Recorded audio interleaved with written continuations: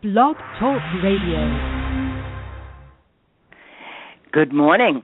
This is your host, Llorraine Neithardt. You have reached Venus Unplugged. And what we're going to do here is I've come to drag you out of yourself and take you into your heart. And probably it's going to be the next couple of months, will be the alchemy of love. So this is not a how-to, steps to conquer and fall in love. It's about the nature, the possibilities of love. And loving is an art form. It's an art we need to learn. First, we need to learn its structure. What are its principles of love? And then practice. I'm not just talking about romantic love. I am talking about love itself. How Venus operates in the human condition. How she lives and has her being.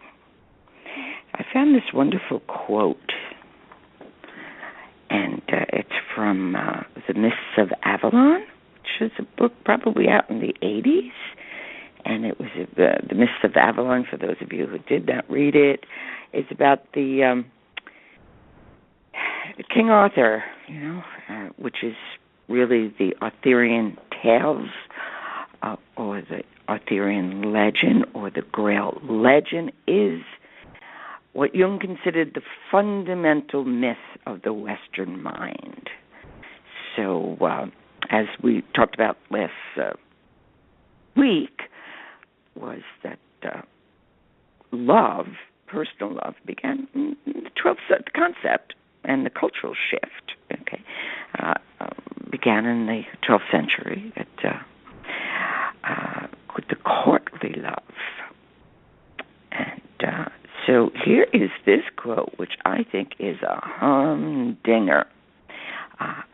If you would have the message of the gods to direct your life, look for that which repeats again and again. For this is the message given you by the gods, the karmic lesson you must learn for this incarnation. It comes again and again until you have made it part of your soul and your enduring spirit. So that's from The Myths of Avalon by Marion Zimmer Bradley. And love and those experiences, those dynamics come again and again, bidden or unbidden. It's always there in our psyche. It always wants to live. Now, romantic love, as I was going over my notes and different books, I love to do research, and what am I going to give on Monday morning? And then I do all these notes, and I think of things, and then I get up at 4 o'clock in the morning, and just totally something changes. So,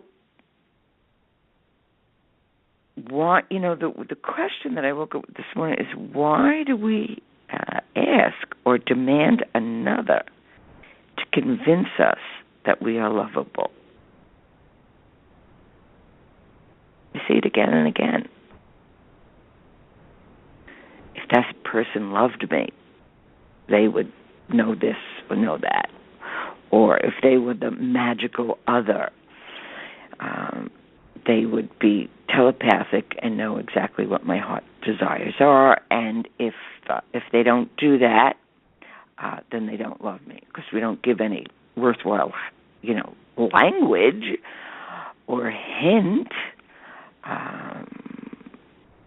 of what it is that we're aiming for or at, or what it is we need in the moment. Most of the time we have no idea what we need in the moment. We have assumptions, and that's one of the great mysteries of love, is the assumption that the other somehow will know what it is we're really needing from them. articulate it. And so, in romantic love, it's the single greatest energy system in the Western psyche. And it's so interesting. And we only have one word for love, which is kind of total bummer, because it sure covers a lot of ground. And so the language itself limits expression. And like every artist, and the art of loving needs to be practiced again and again and again in all its different ways. So romantic love is a form of love, but it's also a whole kind of psychological package. It's a combination of beliefs and ideals and attitudes and expectations. And they often contradict, the ideas consciously and unconsciously, which is when we get in trouble, because ideas can coexist in our unconscious minds and dominate our reactions and our behaviors without our being aware of them. That's when we can be so absolutely discouraged and disappointed by a person's behavior. And yet, when you take it back into yourself and reflect, you really got to question, where did this come from? And where did this dynamic, sometimes insane, response come from? Before we project it out into the world or blame, if you can give yourself 72 hours, if you're in a hurry, 72 minutes. Why 72? Because 72 comes with the number 9, and 9 is a number of completion. So within 3 days, if you're doing some inner work on what was that all about, you will hopefully have a little more wisdom, because you will start to understand what your response was, or your projection was, or your rage was, whatever it might be. Because we have all these automatic assumptions about what a relationship with another person is, and what we should feel, and what we should get out of it. And that's human nature. And hopefully part of our journey is towards maturity. And I know it sounds a little old-fashioned, kind of out of date, but an uninitiated, it's too early in the morning to say this word. Okay, come on, Llorraine, you can do it. The uninitiated male or female is dangerous. If we have not in some way broken from our infantile needs, and that the other is to provide that, it makes it very, very difficult and very disappointing, because those who are serial lovers and have so many relationships that they can't make heads nor tail out of what's going on. Okay, and I'm not just talking about romantic love. It's all love. It can be the love of an animal, the love of a parent, the love of a friend. This is a new cultural experiment. As I said, it started in the courtly love, the troubadours who began to sing about their perfect lover, which would have, was in the depths of the psyche, of the unconscious, the lady fair. And I think we get a lot of that mixed up. We have an instinct that the man should be the knight and the woman should be the lady, but nobody wants to take the time out to develop that within oneself. We think it's automatic.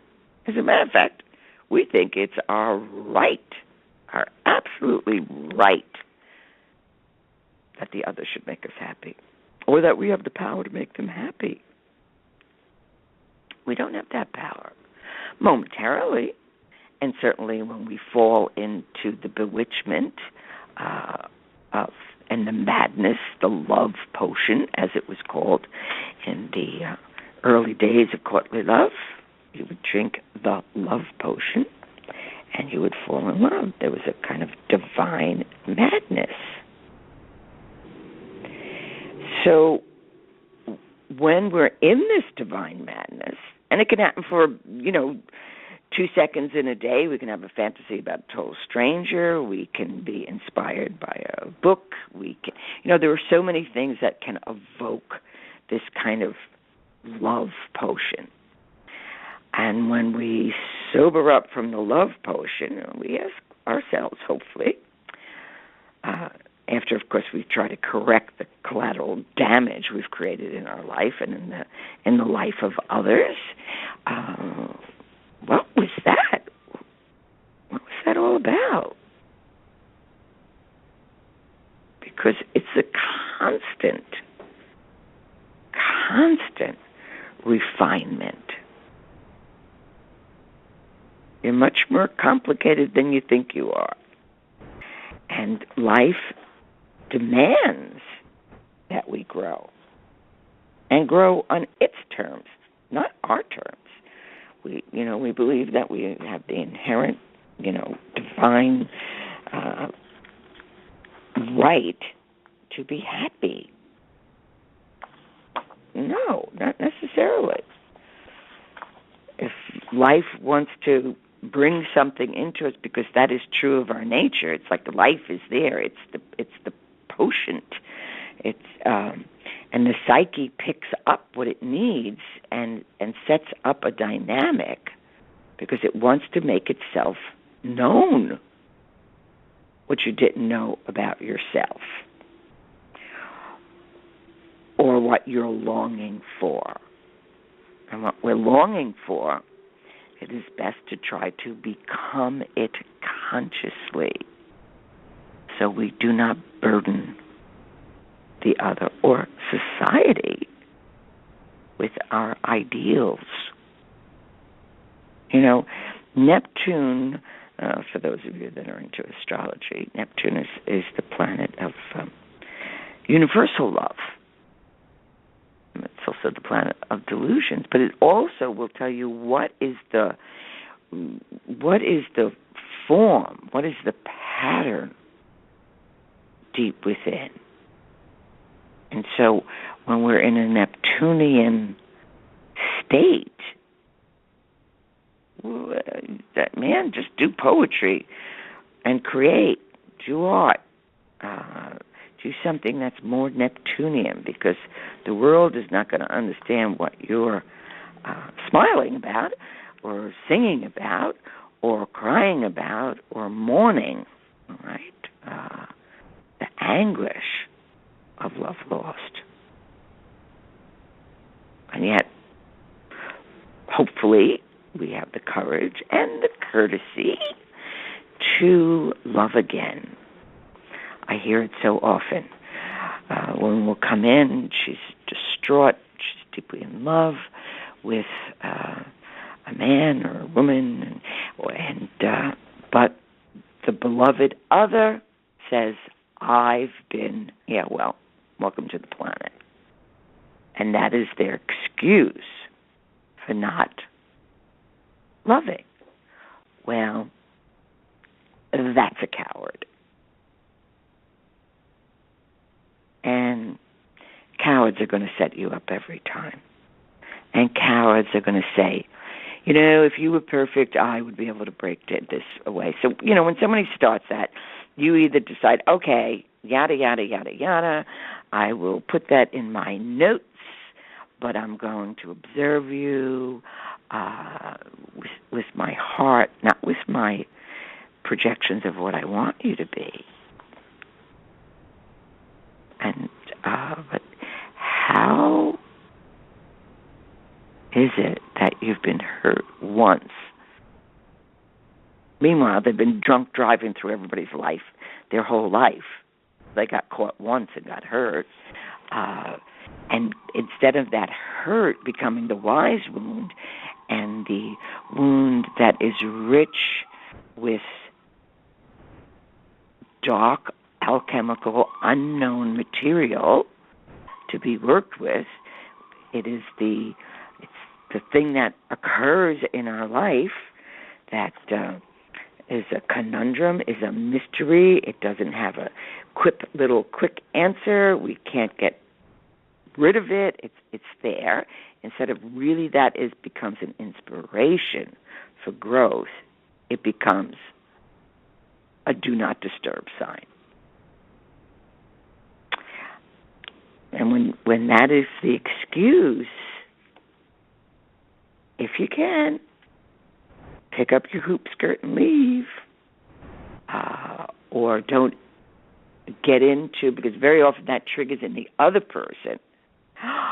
But if you loved me, or an inflation where we actually have a fantasy that we're definitely the lady fair and the true love of this person, and if we just knock ourselves out, this person, we will be able to break through all those layers and those barriers, and they will love you.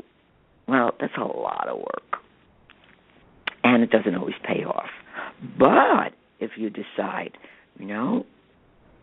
where in me have I shut off from love? I meet a person who says, I've been hurt, and I'm not letting you near me.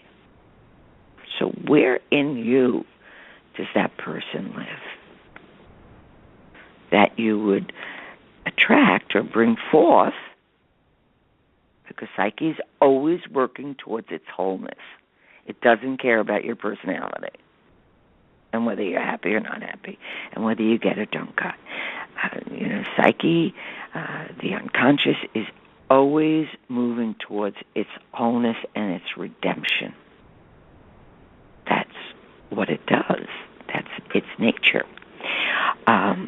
So if we can look at it that way, we could have half a chance, and if a person has been so wounded by love, they're just saying they haven't grown. And some dynamics do absolutely destroy a person's capacity for relatedness, but they contribute to it. Yes, life brought in the experience, or the unconscious or psyche brought this to the person because it was time for that to be made conscious and developed and nurtured, right? So that's what that's about. But today I also want to look at courtesy. I know that's right next to a town with unicorns in it. Courtesy is something that is, it's almost archaic. It's a bit of an archaic word because courtesy comes from the court life. When one was courteous, it was the laws of the Ten Commandments of courtly life, or being a knight. You had to be.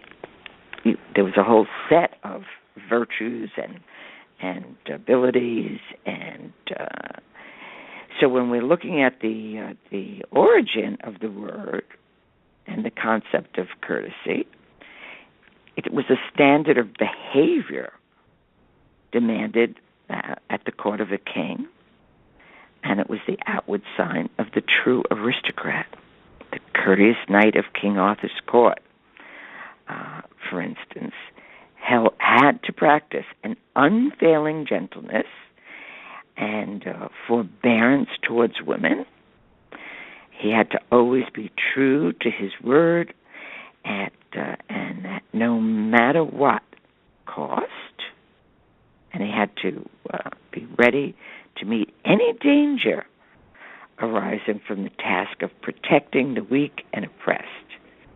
He had to show mercy to the defeated and be devoted to the principle of fair play. Yeah, well, okay. So, I told you, right next to unicorns, there it is. But if one is courteous, courtesy is also very close to kindness. Although this is the standard of behavior in court life. You didn't get to be a knight just because you could chop somebody's head off. You also had to be deeply related to the lady fair. And I think we have this memory somewhere in us, or it's a potential within us that needs to be developed, no matter whether the other person is courteous or not.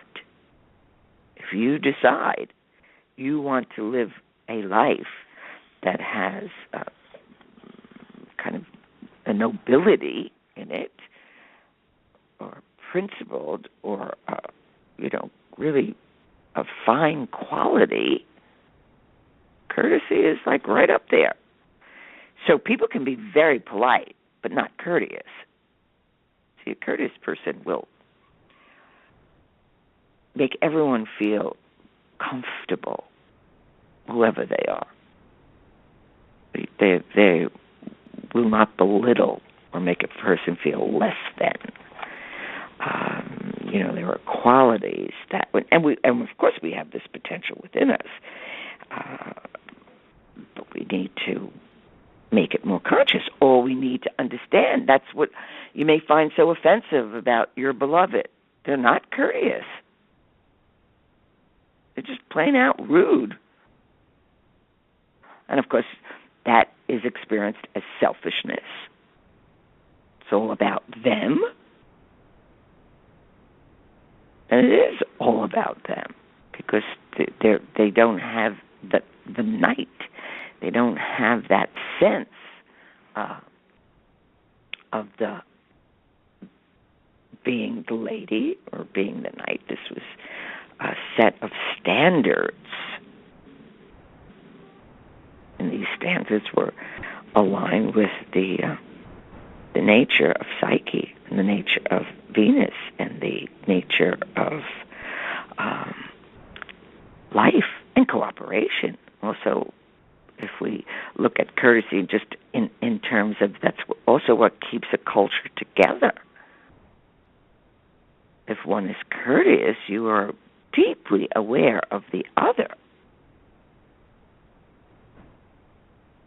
If you are invited to be a guest, you just so come, it's not all you can eat for the afternoon. Being a guest holds a courtesy, a court life. There are standards so that the host or hostess does not feel used. You don't come to a party in a bad mood. Nobody needs that. Or get up and leave without in some way at least asking for help if the host or the hostess needs help. This is I'm telling you, I see less and less of this. Because people like that usually don't get invited back, and then they wonder why.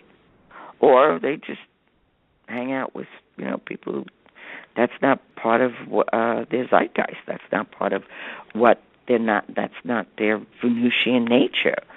Believe me, Venus loves courtesy. It's like a dance. It's a beautiful dance. It shows that we can behave in a way that gives an elegance to relatedness. I mean, there can be an ease. It doesn't have to be stiff. But a courteous person, there is a flow. They don't have to be told how to behave. They make life better because of their capacity to be generous or kind or courteous. And and also a courteous person. I mean, that doesn't mean being used. There's an elegance that Venus can express. Brings out the beauty in people when one is courteous.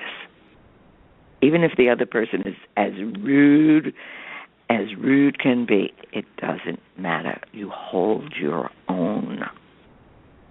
Because at the end of your life, nobody's going to ask you how your boyfriend is or your parents or anybody. They're going to ask, what did you do? What did you learn? What did you become? How did you make the world a better place through your actions and your deeds, even if they're unsung? Which is interesting. Today is All Souls Day, and that's also it's prayers for the dead, but it's also prayers for people who have been incredibly gracious or courteous or martyred, or and nobody even knows their name. Or how about those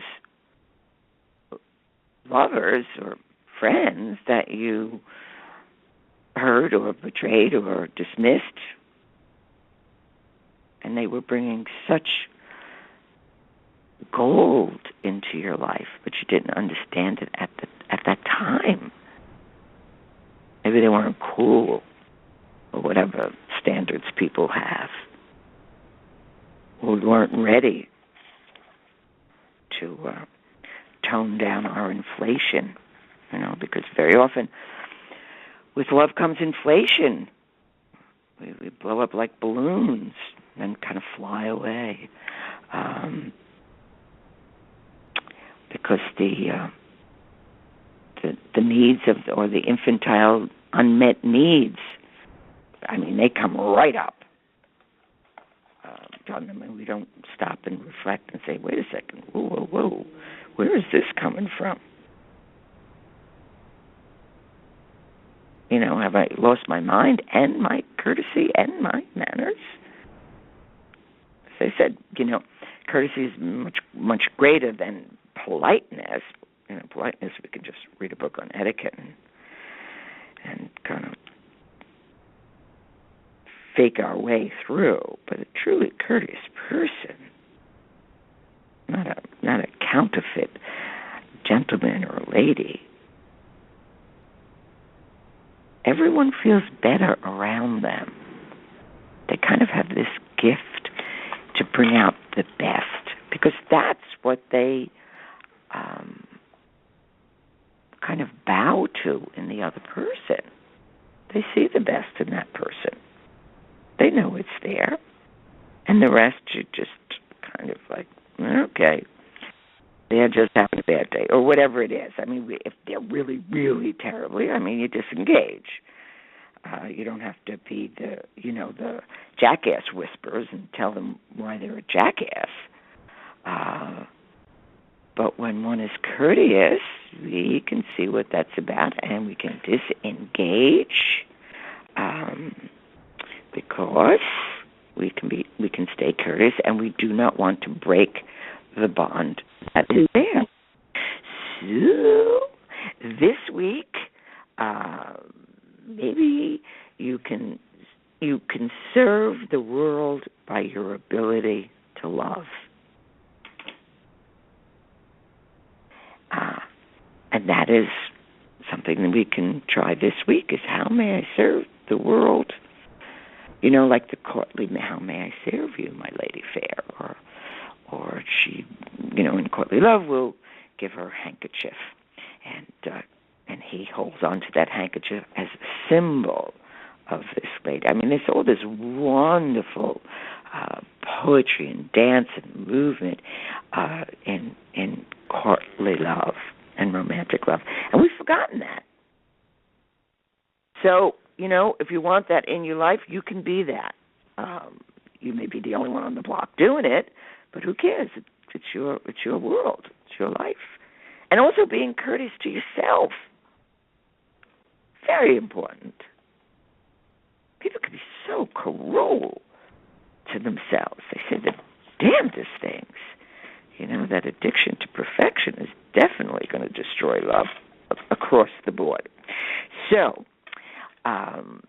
we will continue with the alchemy of love, and I'm going to post this on Facebook, and ta-ta.